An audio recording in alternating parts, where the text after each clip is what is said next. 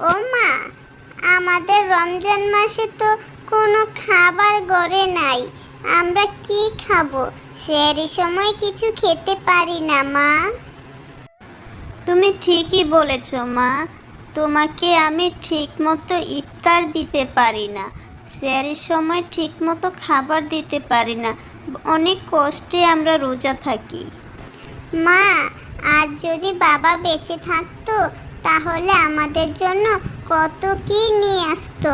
বাবা নেই, সেজন্য আমাদের কতই না কষ্ট পেতে হচ্ছে। হ্যাঁ হ্যাঁ, সেটা তো অবশ্যই হতো। আমি কি আর কম কষ্ট করি রে মা? তোর জন্য তো আমি কম কষ্ট করছি না। কি করব এখন বল তো? আমি এবার চিন্তা করেছি বাঘ মামার কাছে যাব, গিয়ে দেখি বাঘ মামা আমাদের জন্য কোনো ব্যবস্থা করে কিনা। বাঘ মামার তো অনেক টাকা পয়সা আছে। বাঘ মামা তোমার অনেক দয়ালু, তুমি গিয়ে চাইলে অবশ্যই দেবে। তুমি কি বাঘ মামার কাছে যেতে চাও? যদি যেতে চাও তাহলে যাও। আমি সহজে কারো কাছে ছোট হই না, কিন্তু আমার এই বাচ্চাটা স্যারি খেতে পাচ্ছে না, আমার এই বাচ্চাটা ইফতার করতে পারছে না, তাই যাব। যাও মা, যাও। শুনেছি বাঘ মামা সবাইকে সাহায্য করে, আর আমাদের কথা শুনলে অবশ্যই সাহায্য করবে। আমাদেরকে দেখবে বাঘ মামা কত উপকার করে। হ্যাঁ হ্যাঁ, আমিও দেখেছি বাঘ মামা সবাইকে সাহায্য করে, আর আমাদেরকেও সাহায্য করবে এমনটাই আশা করি। আমি যাব বাঘ মামার কাছে।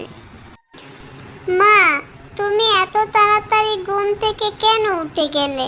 আমি কিন্তু ঘুম থেকে উঠবো না। আজ আমি উঠবো না বলেছি যখন, উঠবো না। তুমি এত রাত পর্যন্ত ঘুমিয়ে থেকেও সকালে কেন উঠতে চাও না মা? তুমি কি জানো না আমরা কাজ না করলে না খেয়ে থাকতে হবে? না খেয়েই তো আছি। কবে আবার খেয়েছি বলো তো? আমরা তো না খেয়েই থাকি। রোজাটা গেল কত কষ্টে। যদি একটু কাজ না করো তাহলে তো রমজান মাসে সবাই না খেয়ে থাকবে। তুমি কি চিন্তা করছো এই রমজান মাস আমরা কি দিয়ে দিন কাটাবো? মা, তুমি বলেছিলে বাবা কোথায় থেকে যেন আমাদের খাবারের ব্যবস্থা করবে। কই, বাবা তো এখনো এলো না। হ্যাঁ হ্যাঁ মা, আমি তো ঠিকই বলেছি। তোমার বাবা যাবার সময় আমাকে এ কথাই বলে গেছে। বলেছে তোমরা নিশ্চিন্তে থাকো, তোমাদের জন্য খাবার নিয়ে আসবো। আমি সিয়ারের সময় কিছুই খেতে পারিনি। আমি ইফতারের সময় কিছুই খেতে পারি না। এভাবে কি রোজা রাখা যায়? চিন্তা করো না মা, এভাবে রোজা রাখলে আল্লাহ খুশি হবে। দেখবে এর পরের বছর আমাদের অনেক টাকা পয়সা হবে। আমাদের অনেক টাকা পয়সা হলে আমি সবাইকে দান করব।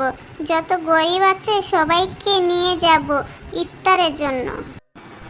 হ্যাঁ, আমারও তাই চিন্তা ভাবনা আছে। যদি টাকা পয়সা হয়, গরিবদেরকে কখনোই আমরা বঞ্চিত করব না। কিন্তু আমি আর পাচ্ছি না মা। আজকে আমাকে সেয়ারির সময় ভালো কিছু দিতেই হবে। তুমি শেয়ারই তো দূরের কথা, আজকে ইফতার করবে কি দিয়ে? ঘরে তো কিছুই নাই। সেটাই তো আমি এখন চিন্তা ভাবনা করছি, কি দিয়ে ইফতার করবে আজকের দিনে।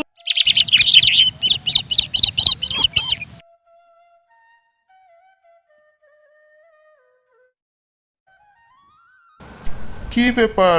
আজকে সবাই আমার বাড়িতে কি মনে করে এসেছো? তোমরা কি কিছু বলতে চাও? অবশ্য তোমরা কিছু না বললে তো আমার কাছে আসার কথা না। আচ্ছা বলো এবার, কার কি সমস্যা আমাকে বলো।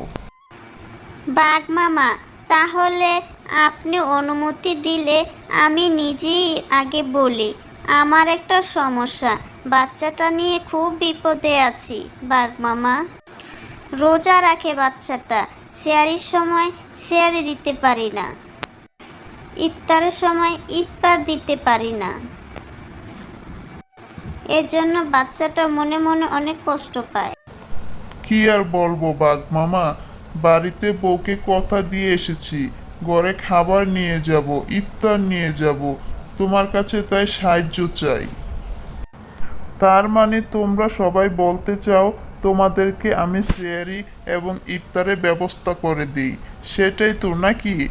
সমস্যা নাই, তোমাদের বাঘ মামা আছে না? অনেক ভরসা করে এসেছি বাঘ মামা।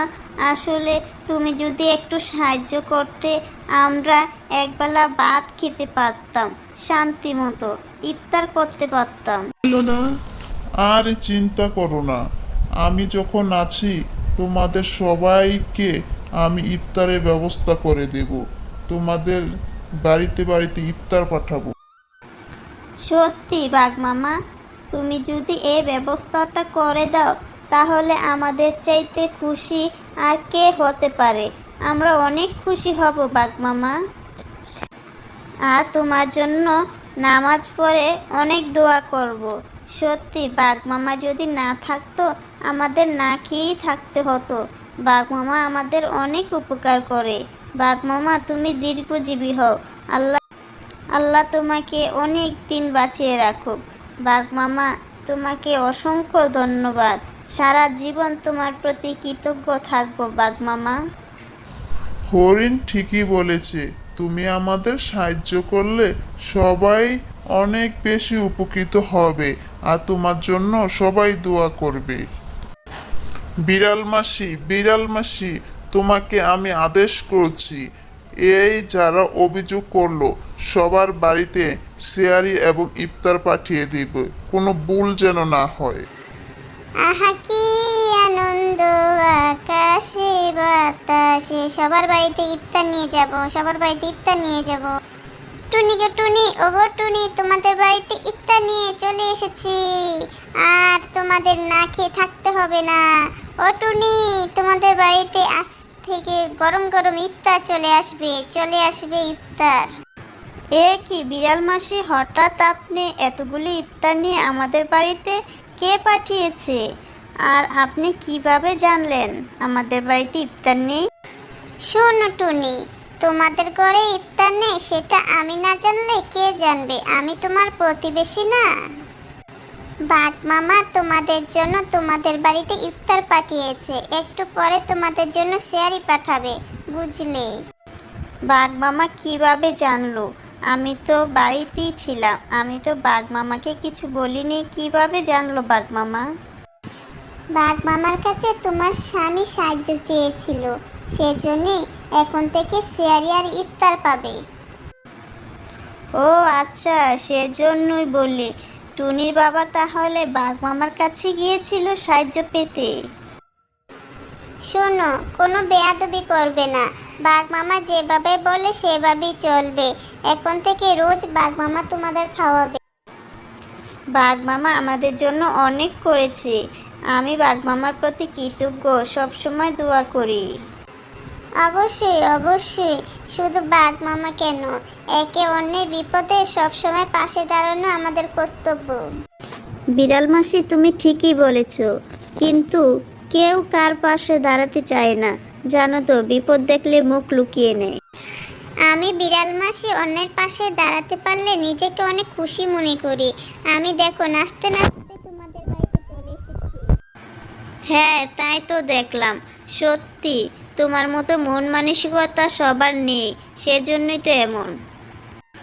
বাঘ মামার প্রতি সবাই কৃতজ্ঞ, সবার বাড়িতে আজ এই ইফতার আর সেহরি পাঠাবে। তুমি এখন থেকে কোনো চিন্তা করবে না, তোমাদের বাড়িতে রোজ আমি ইফতার আর সেহরি নিয়ে আসব, তোমরা রোজা রেখো। তোমাদের প্রতি সারা জীবন কৃতজ্ঞ থাকব, আর আমরা প্রাণ ভরে দোয়া করব। হ্যালো বন্ধুরা, কেমন আছো সবাই? আশা করি সবাই ভালো আছো। আমাদের এই গল্পটি কেমন লাগলো?